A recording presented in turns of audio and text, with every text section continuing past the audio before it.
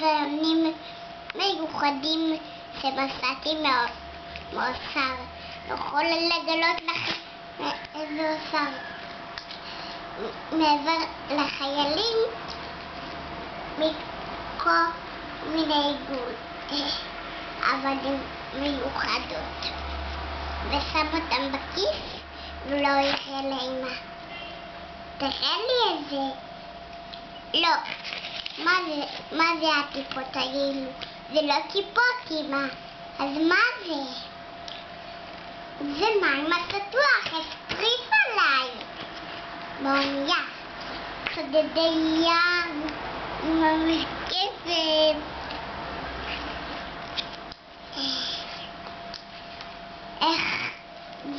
איך זיר את הסוס ים, את גילי הביתה. ובסוף, מה זה העלה הזה? זה לא עלה, זה כנפיים של פייה.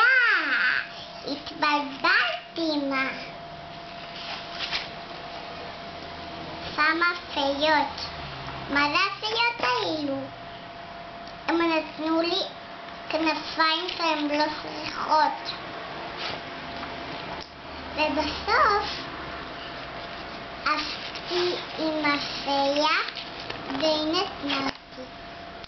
הלכו ביחד לגן, אמא וגילי.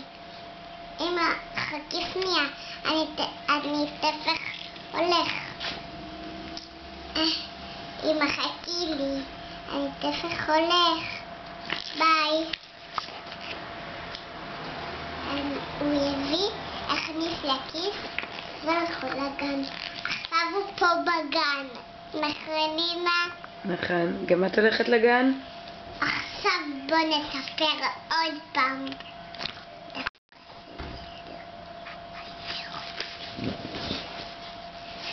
רגע, למה עשית לי את הגומי? למה עשית